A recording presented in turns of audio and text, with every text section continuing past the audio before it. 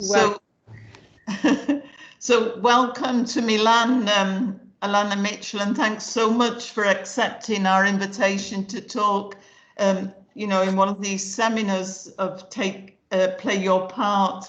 It's probably all Alanna Mitchell's fault if we're all here today, because it was seeing her wonderful play Seasick at the Edinburgh Festival in 2019 that I really did decide I had to bring a project on theatre and climate change to Milan, that it was necessary. It was, absolutely necessary to do.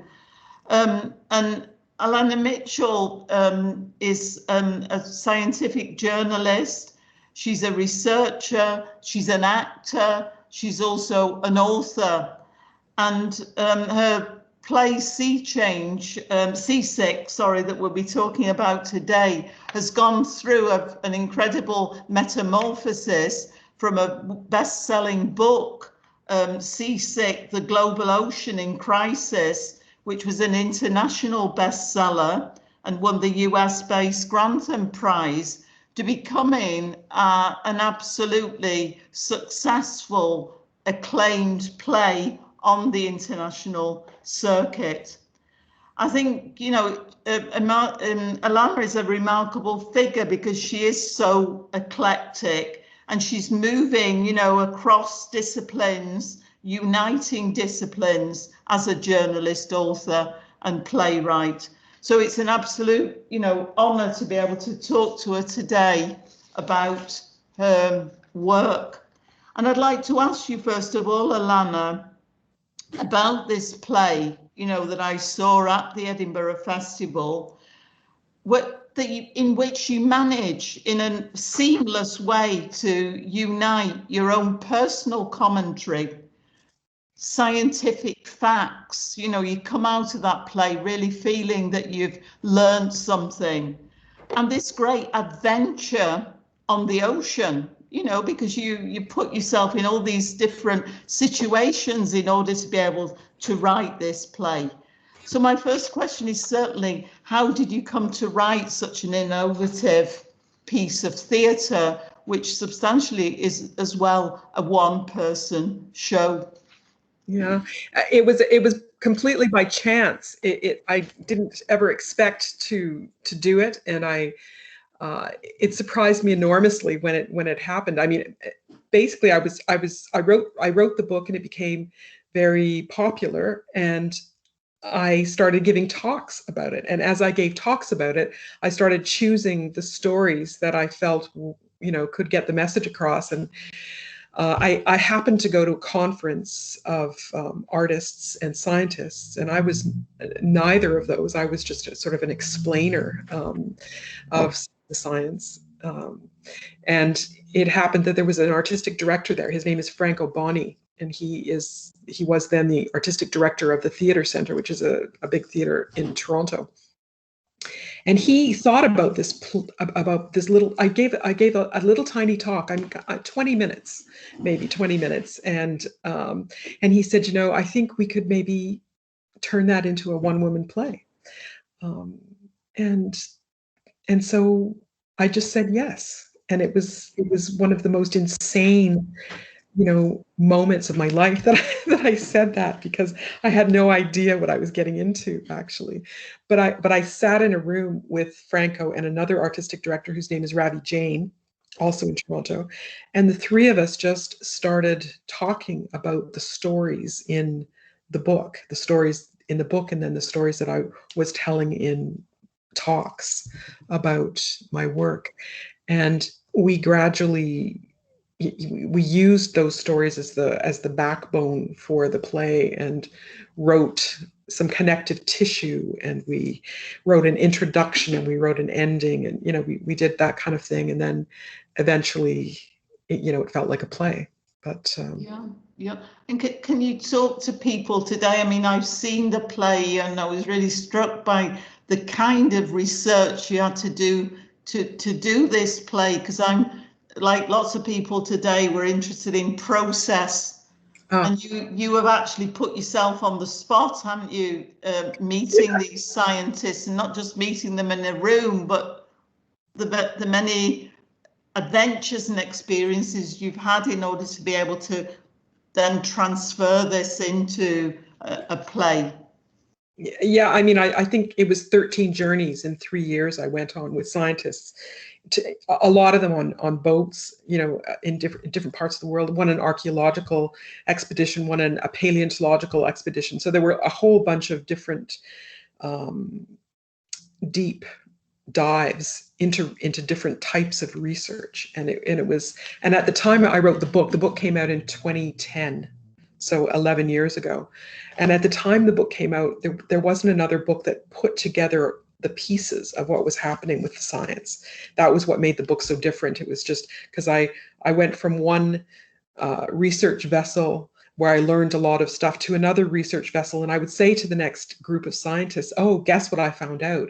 And they would say, really? You know, they weren't aware then of how this whole picture fit together, and that was what made it really really innovative. But the thing that strikes me when I'm on stage is that I did that research, and I've kept in touch with a lot of those scientists, and I keep on top of the research. But the research has to be perfect. Even, you know, no matter when I do the play, the research still has to be as perfect as it was, you know, when it went into a book form or at any other point at which I talk about the science. The science keeps moving, and I have to keep moving with it. Yeah. So it's a continual process of research, is it, that you're doing? Oh, absolutely, absolutely. I'm constantly updating the figures, constantly updating the concepts in it. So, for example, I have not performed the play since Edinburgh because of the pandemic. I was supposed to have done, I think, 10 tours last year in 2020, including to the National Theatre in London, and all of those have been cancelled or postponed. So I haven't performed it since 2019, and since then, of course, we've had this pandemic, and my understanding of the science, my understanding of how we react as a society to the science has shifted because of the pandemic. And so I will be rewriting the ending of the play before I perform it again.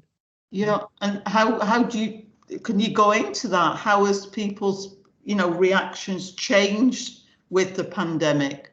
Well, I think the pandemic, I mean, in the play, in the version you saw of the play, I think I was calling on people to come together to figure out a way to move forward as a community, in response to the science. That sounds dull, but I mean, really what I'm talking about is forgiveness. I'm talking about forgiving ourselves for what we've done to the planet and just stepping over the mess we've made and trying to move on. But I think what we've seen with the pandemic is that our societies have done this and it's not been uniform. It's not been every single citizen, but it's been, we have pulled together as a society to deal with this virus that takes no prisoners, that affects each of us, that can affect each of us, and governments have unleashed all of this public money because they're thinking about the greater good, and all of these concepts that were quite difficult, I think, in 2019 have become very common. We understand that we all have to work together in order to to deal with these extreme threats, the virus, but also climate change. Climate change is an extreme, imminent, present threat, and so it doesn't seem so foreign anymore, I think, to try to work together and release money and just try to grapple with this. Yeah, I think what you're saying is really interesting, Alanna, because, you know, you're coming obviously from what's happening in Canada, because I think I've got the perception, and I don't know what other people who are listening to are living in Milan, is that the pandemic has covered everything in recent times in Italy. You know, we've not heard hardly anything more about climate change, which is really, you know, very, very worrying. And this is a question I was going to ask you later, but I'll ask you it straight away. Yeah. I get the idea that the Canadian government attaches far more importance to, you know, supporting people like yourself, supporting artists. I mean, when I think about the Canadian Hub in Edinburgh in 2019, there was a whole cluster of you who were writing plays about the climate, weren't you? Is this a real support that the government is giving to artists to produce work, to research, and so on? I mean, I can't say for the whole country. I know that they've released some money. I wouldn't say that there's a focus on supporting climate, climate art. I wouldn't say that that's been a focus of the federal government. I think it's been driven not by the federal government, but by people in the community who want to explore or interrogate those ideas in plays and in literature. So it's not that the government doesn't support it. It's just that the impulse doesn't come from the government. I think the impulse comes from the artistic community, the theater community, the arts community. So, I mean, that's how my play started. It was Franco Boni who in 2013 said, we have to have more art, more theater about climate. And he actually, before my play began, before we started on the process to do my play, he asked me if I would come and give a talk about the science that I had researched to a group of theater producers and presenters and theater and playwrights, because he wanted the information that I had to spark an artistic impulse in the community. And instead, what happened was that my play became something, it was born in that moment, which was not at all what any of us expected. So, but his wish as an artistic director was to try to, create the catalyst for works of art. I'm not sure, apart from my play, I'm not sure what else happened as a result of that. Yes. But in terms of, whether the government is talking about climate, I mean, to me, I'm here in Toronto and I follow a lot of the international work on climate change all the time and ocean change. But it seems to me as though climate has risen in people's consciousness, not diminished, because we're putting together some of the pieces of what caused the pandemic and our relationship with animals, with nature, and we can see that there are these threats out there. So if I follow climate finance internationally, I'm seeing more of the recovery funds from the pandemic tied to climate solutions. It seems to me to be the most promising time I've seen for decades in this field. And part of it is because of, people rethinking their lives because of the virus. Yeah. Thank you. Yeah, coming back now to your play, I mean, you as an artist, not as a scientific journalist, as a person, as a writer, you managed to create in that play some really strong, stunning images of the ocean, which grab people from the point of view of their emotions. Do you want to talk about a couple of those moments in the play? It's funny you should say that, because when to prepare for today, to chat with you, I went back and looked at some of the reviews of the play at the very beginning, back because this play premiered in 2014 in Canada, and one of the main criticisms then of the play in Canada was that it was a lecture and not a play, and that there were no visuals, that there were no, why didn't we have movies of, like, for example, I talk about a coral spawning at one point. Yeah. And so somebody said, well, why didn't you just have a video of a coral spawning? Why do you have to stand on stage and talk about it? And to me, this is a grand discussion, when we were putting the play together. How do we, because there are these beautiful, these glorious images of all of the stuff that I talk about, but Franco and Ravi and I decided, so Franco and Ravi were the two directors, and I felt really deeply, really, really passionately that we needed to paint the pictures with words. That was our I believe that. I mean, I usually just write on a page. So for me, I think about images and then I translate them into words, usually on a page. And in this case, we just said, why can we not just invoke the ancient art of storytelling. Why do we have to have images just because they exist? Why can't we just tell people what I saw? Why can't I just tell people what I saw? And so it's quite controversial. It was very controversial in Canada when the play was launched in 2014, and I think less so as we've gone internationally. Canada is not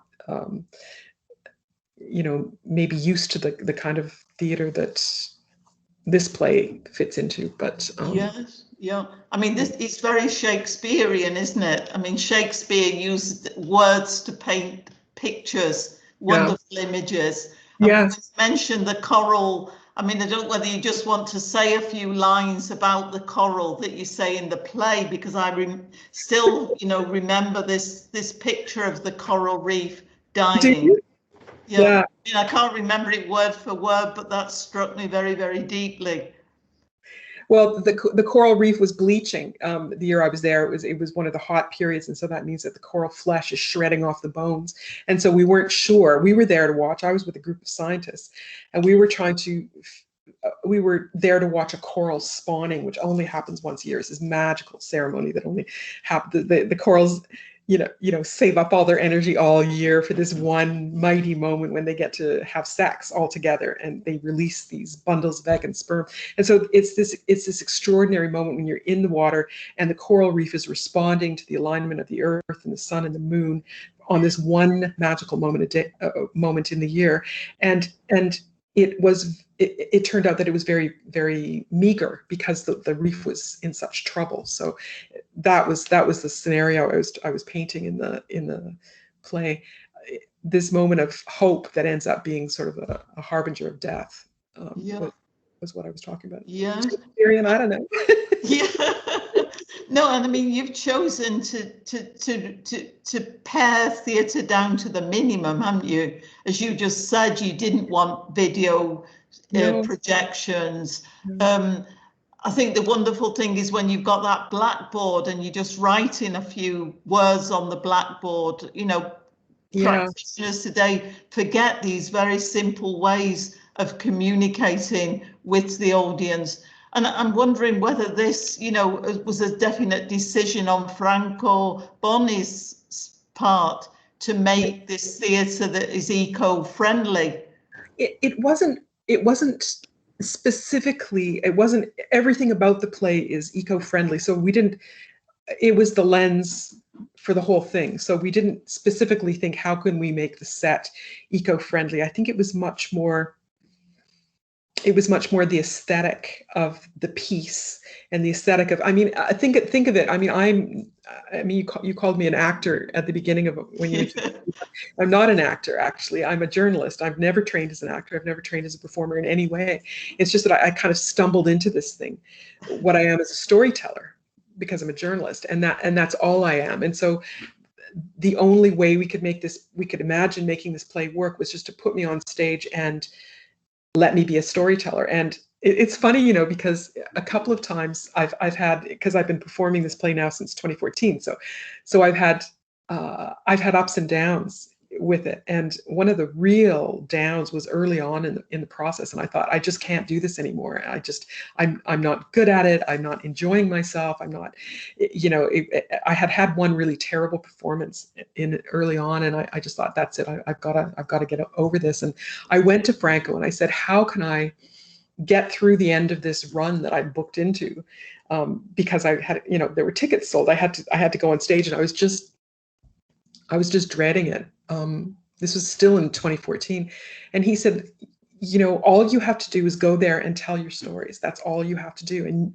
And nobody else can do that. They're your stories. You have to tell them. And that is, how I ended up being able to go back on stage. But that goes to the whole issue, the whole sensibility, the aesthetic of the play. It cannot be precious in any way, because it's only me standing on stage telling stories. That's all the play is. So it has to be very, very parsimonious with the staging, the lighting. It's all very it has to be understated, because Yeah. That's what the play is, you know. It's Yes. No, I mean, I would love to be able to invite you to Italy, Alanna, because in Italy we've got this huge tradition of storytelling theatre. You know, Dario Fo was one of the greatest exponents, but there are lots of young people still doing what we call theatrical storytelling. So I think in Italy there'd be no problem with you not having, you know, visuals or what have you. Just you on stage, people would see that as a premium rather than, you know, a negative part of this production. What I'd like you to talk about now is the audience reaction to this play, because I remember in Edinburgh, differently from many people, you know, many companies, you actually met people after the show. We all met you in the courtyard and people were having a drink and there was a long chat and we met your producer and so on. yeah. Can you tell us something about, you know, the people, the feedback you've had over the years? It's funny you should ask about that, because originally, if I go back in time to the first several performances, the original ones, we didn't have that audience interaction at the end. I just got off stage and that was it. But what we found in the theater here in Toronto was that people were just standing outside the door of the theater. They were just standing there, and I would just be drawn to these people standing there still in costume. I would go out there and say hello and, to people, and they needed to talk. That was what happened. And so I remember so vividly one of the first performances, I was standing there talking with somebody still in costume, and there was this man standing off over my I could see him over the shoulder of the man I was speaking to, and he was crying. He was just crying and crying and crying. And so finally, the person I was speaking to left, and this man came over and he said to me, "Can I give you a hug?" And I said, "Yes." And he hugged me, and he was wet with tears. And he said to me, "I'm a climate scientist, and I'm here by accident. My girlfriend is is interested in theater, and I just came along." And he said, "But I've never known how to talk about this stuff, and you've been able to do that." And he happened to be a climate scientist, but that kind of reaction has been quite common. I think people have this. Most people have a level of knowledge about what's going on in the world, but they don't necessarily have the language or the context or even the numbers. That's why I write the numbers on the board for, in the middle, very dead center of the play.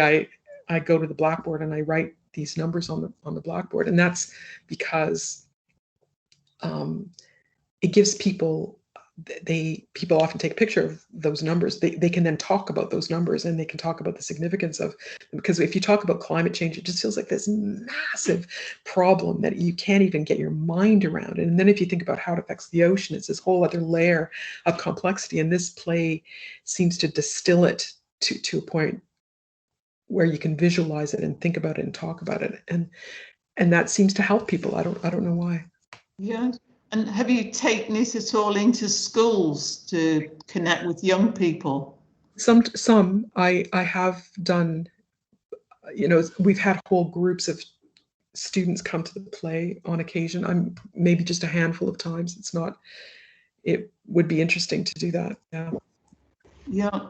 And you've been very adamant that you don't want to record it. You want to continue doing it live. What are the specific reasons for this?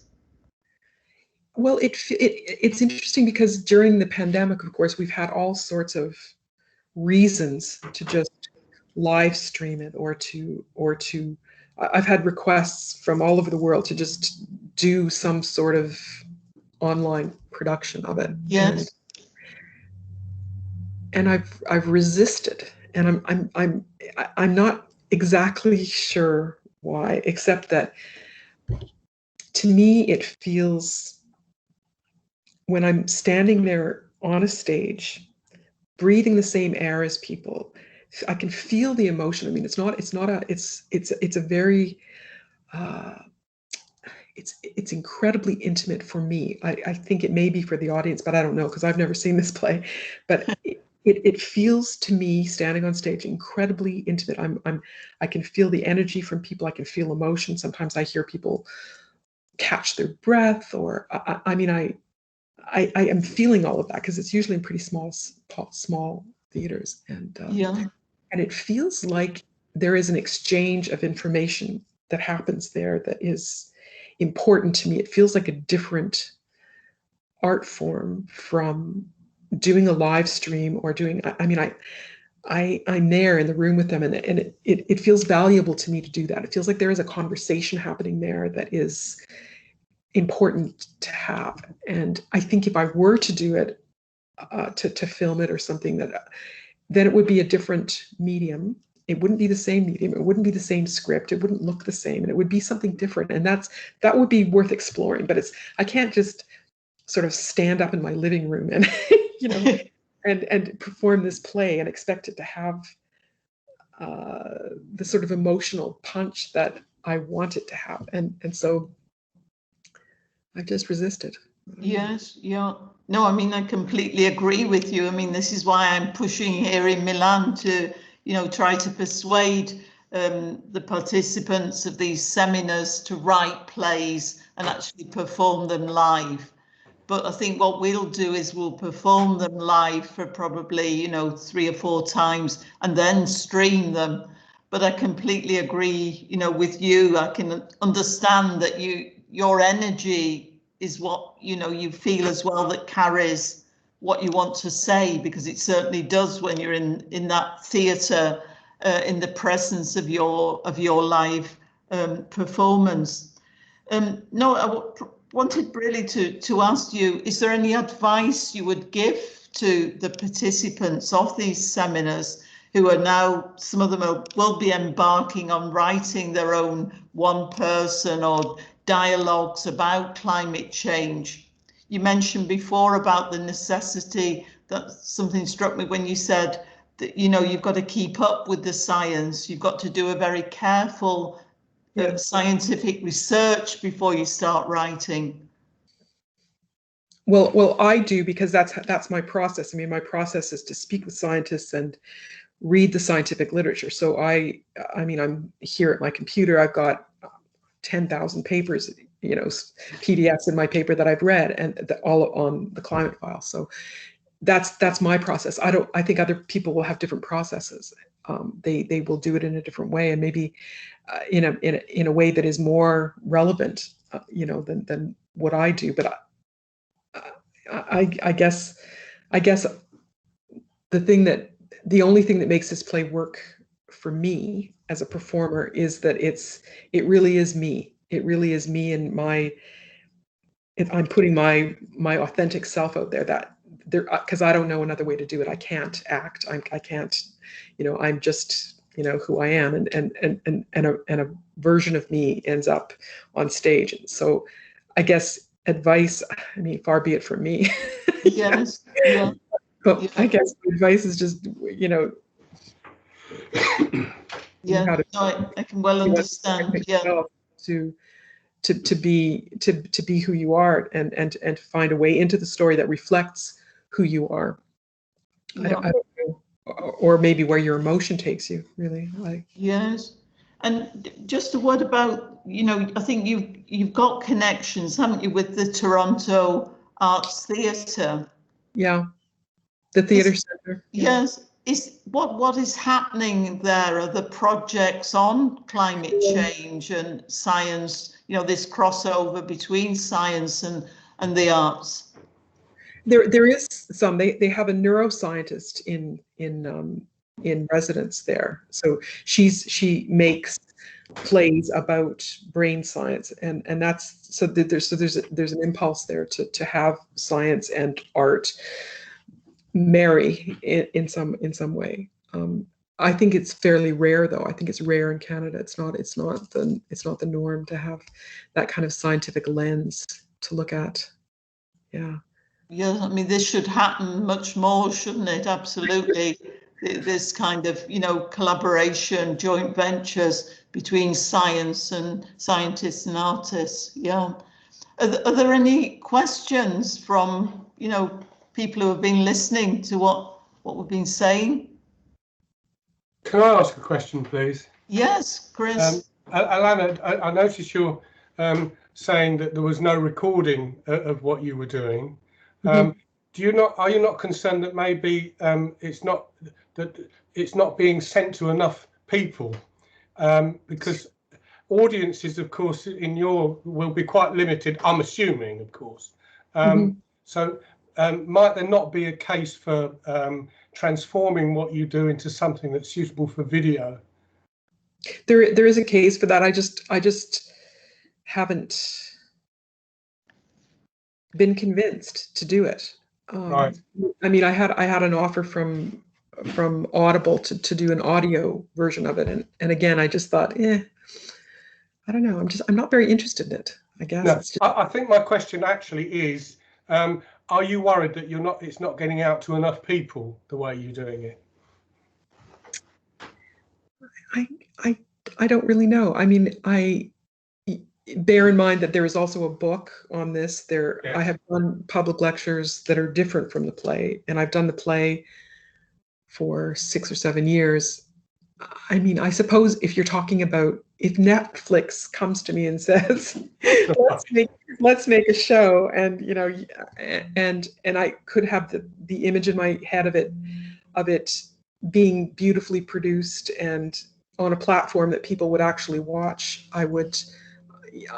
maybe I would think that was a way of reaching people. I mean, most of the stuff that I hear about that involves my play is kind of it's just the quality is not that good, and I don't know.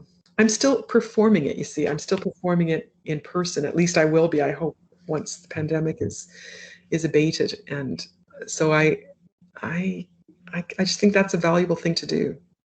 Absolutely, and of course, as you keep performing it, it will change. Whereas a video is actually static, is it not? Yeah. Yeah. That's exactly right. It changes every time I do it, and sometimes in big ways. And as I said, I'm just rewriting the ending of the play now, so it is a living creature to me. It's a living thing, and every single performance is slightly different, to my director's chagrin. I have to say. But sometimes I think of better ways to say things, because I'm also the playwright. So sometimes I think of better ways, or at least I imagine that there are better ways of saying things as I'm on stage, which is disturbing for some. And anyway, but it's the thing is, it's alive because the science is alive, and so I don't know. I just can't. I'm not saying no, never. I don't think of myself as that kind of a performer either. So maybe that's part of it. I mean, I just can't imagine what would make me say yes to that. But maybe there's something. I don't know. Yeah. No, and I suppose there have been scientists, have there, in the audience at times who have given you feed in to change it? Has that happened on occasions? That hasn't happened, actually. There have been scientists who've come, but they've never tried to change it. It's been your research. Yeah. The research is good, and people even who know the science don't necessarily know every part of the science. So there are people who might know a lot about the fishery, but they don't know a lot about carbon, or it's kind of, because it's sort of a big bundle of like, it's a journalistic view of something. So it's a big, huge overview of a whole bunch of different information that I put together into something that I hope is coherent, but it's not. No, I haven't had much feedback from scientists except positive. Just again, this sense that that it is able to capture the significance of what's going on in the ocean, and therefore the planet. Yeah. No, I think it probably makes some scientists realize that they've got to change the methods of communicating, isn't it? That this is another possible message of this play, I think.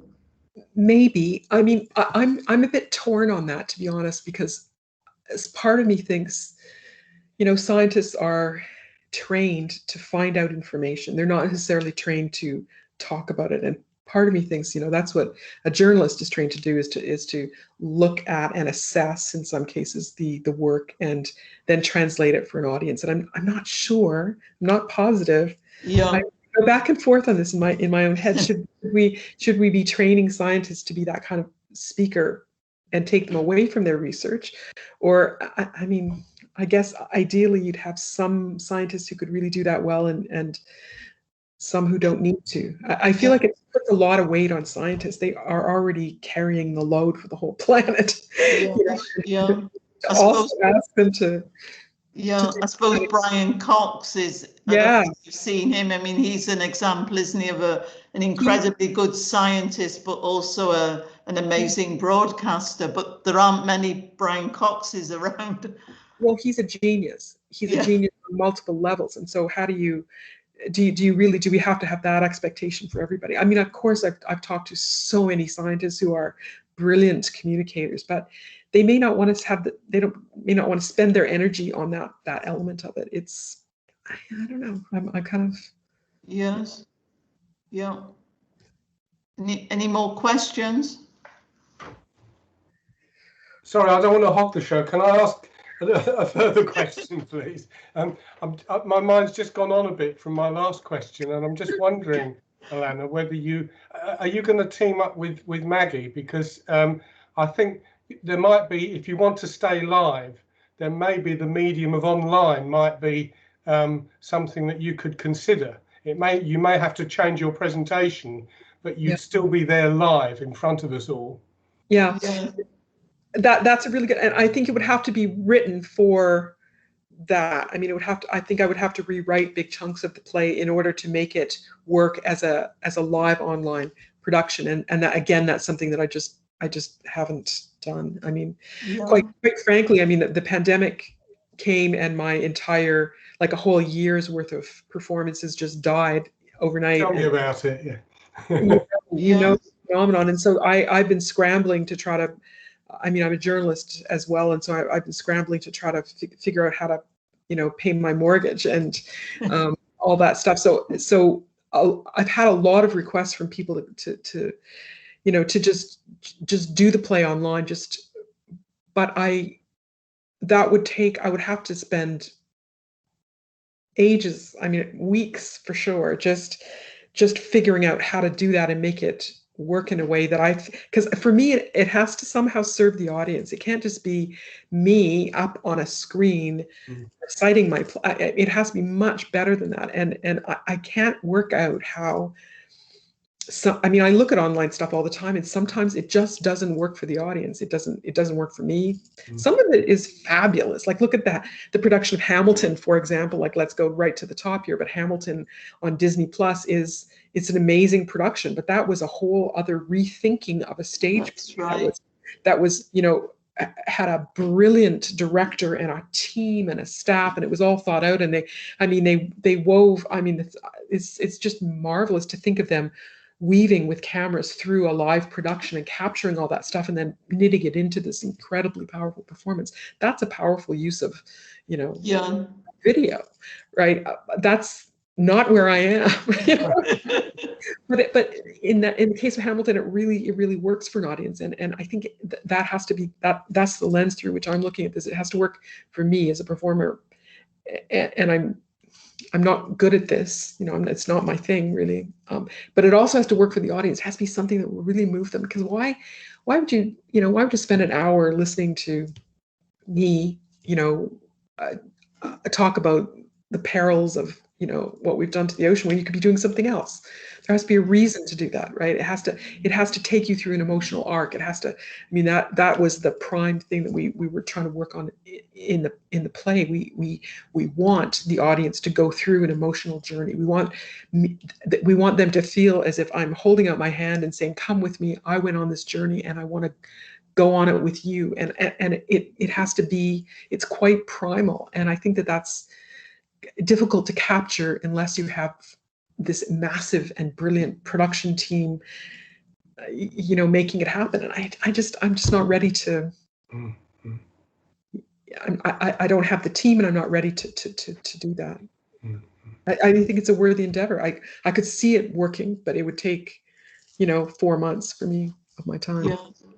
Yeah. And as you say, a team of people as well to behind you. Yeah.